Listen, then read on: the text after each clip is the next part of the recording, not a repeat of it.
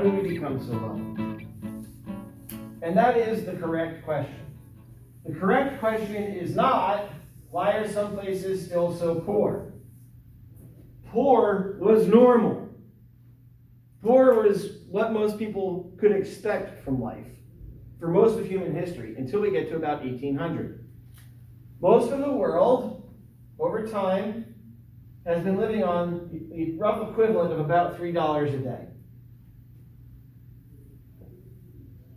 And then we get to around the year 1800, when all of a sudden, like the blade of a hockey stick, economic growth took off. Quality of life started to skyrocket. First, in Western countries like the Netherlands and Great Britain and the United States, and now this economic growth has been extending to other places in the world. This is sort of the theme of the book, Factfulness, that I've asked you guys to start reading. I expect you to not start reading it until after the exam, but really dig into that book. It's fascinating. How did this happen? Most economists agree that in order to get economic wealth, you need to have an increase in capital. You have to have more tools. Just like Robinson Crusoe on the island was able to collect a certain amount of coconuts and fish until one day he decided to take some time off and make himself a net. When he made the net, that augmented his labor, which meant that he could catch more fishes and more coconuts. That capital increased his productivity. But what if Friday is on that island, he makes himself the net, and then somebody else comes along and steals his net? What has that done for his productivity? Back down again, right? So then we need not just capital, but we need protection for the capital that people invest in. In other words, we need some sort of private property rights that protect the property that people come up with and that allow for people to sell the things that they make. Crusoe would have been happy to make a net and sell it to somebody else, so long as they paid him sufficiently, his opportunity cost. So we need property rights, but we also need the ability to exchange, and that is entailed in contract law. And between property and contract, we pretty much have the sum of the law. Almost all laws can either be described as property or contract. Contract is basically do all that you've agreed to do, and property is do not encroach upon others or their property. Within these two laws, we get most of what we need for economic development. For the development of capital that augments our labor, that makes us more productive. What kinds of capital are there? Well, there's that net, which is physical capital. There's human capital. Crusoe probably tried a couple of different ways to make the net, and then he became skilled at making the net over time. That's human capital, his personal skill in making the nets. And then there is technological change, which comes about when you find some other way of making a net, or some improved way of developing capital. Feeds into, in the long run, our ability to be productive. However,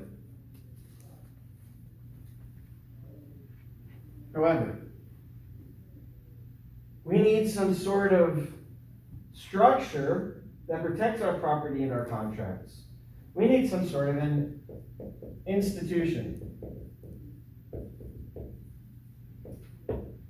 that we collectively agree to that then generates rules that are incentive compatible with human behavior.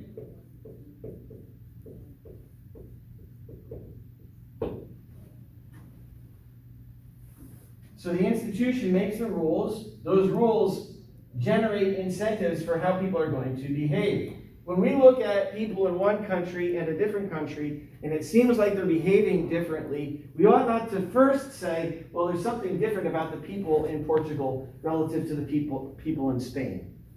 Instead, we ought to say, what institutions exist that are generating incentives that are causing the behavior to be channeled in different directions? Racists like to point at the behavior and say, it's just the behavior of those different people groups that are different. Adam Smith said that's nonsense. Instead, we have to look at the institutions. Okay, so how did the institutions change around 1800? Because private property had been around a long time before that. Contracts had been around a long time before that. So how did institutions change in the 1800s? Yes? Markets, like open markets. We did end up with more open markets where people could make exchanges. But people have been using money for exchange for a long time. Exchanges were not new in 1800. There were markets before 1800. So then what caused the change in 1800? Yes? Could have been the change in the types of governments. Some of the institutions changed. Although there's still a queen in England. Now, there was an overthrow of the king in France, but then they put him back in. And then they took him back out again. Then they put him back in again. They took him back out again. The hokey pokey. What really changed? Deirdre McCloskey is an economic historian. She claims that the main thing that happened around this time period was that people found a new way of providing for the bourgeois class dignity.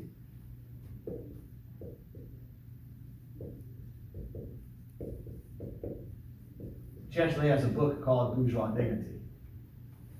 It's one book out of a series of 3, about 1,600 pages altogether. No, I haven't read all of them.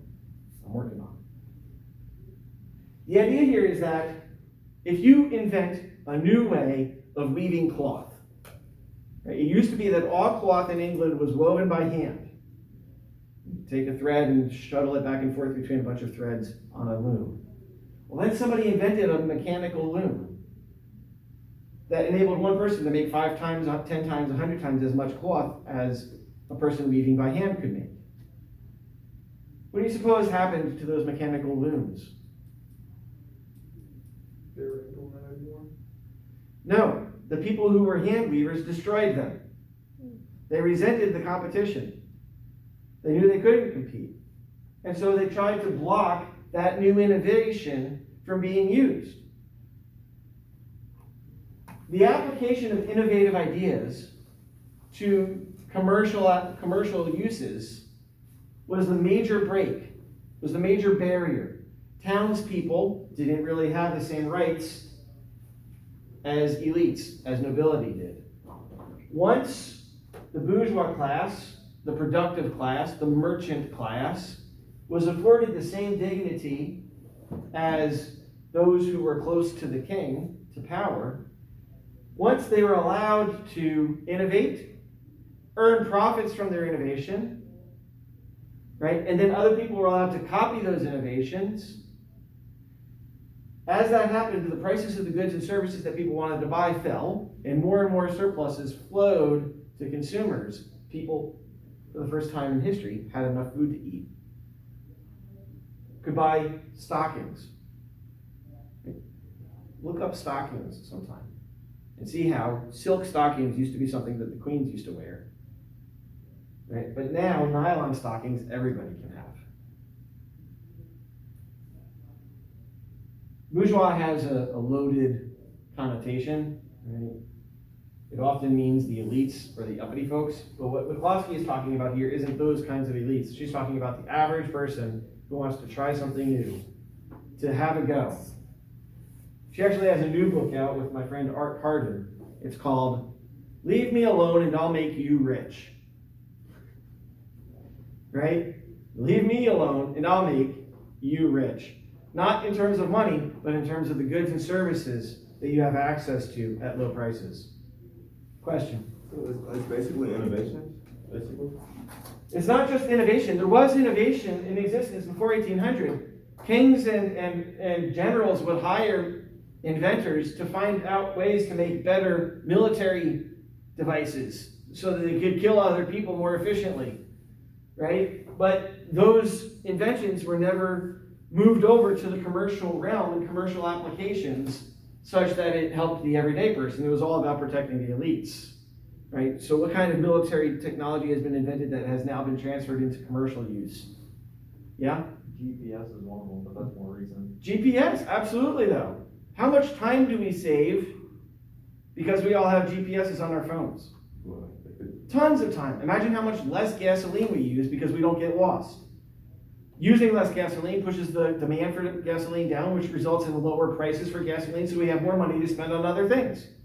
This kind of innovation and change in the economy is happening all the time because we allow it to happen. You had a question? Oh, no. Basically, like during that time, those were more technological advances. Because we allowed the bourgeois class the dignity to try and the ability to keep their profits after coming up with a new idea, more inventions happen. But if we took the net away from Crusoe immediately after he invented it and didn't allow him to keep any of the profits, would he have any incentive to make anything else new? To invent a better spear for fishing or anything else? No. By allowing that incentive to work, that profit motive to do its work, we increase the rate at which innovations occurred. We have to explain it by understanding something about people. And without that piece, right, you can look at laws that existed at different periods of time. You can look at the amount of capital that different places have, but without explaining that human element, we really can't explain how is it that we got that incredible economic growth that started in 1800, and then we also don't have the appreciation of how to protect, right, that structure that allows for continued innovation. Right? Leave me alone and I'll make you rich. What if I have to ask permission from my potential competitor before I enter into their marketplace? That's going to make it less likely for me to be able to succeed. I want to be able to innovate without having to ask permission first. In many ways, a lot of the regulations that have been invented in the United States recently create a disincentive for invention. Because you have to ask permission from your competitor first. Look up the idea of permissionless innovation. See how that comes up. That's all I have for you today.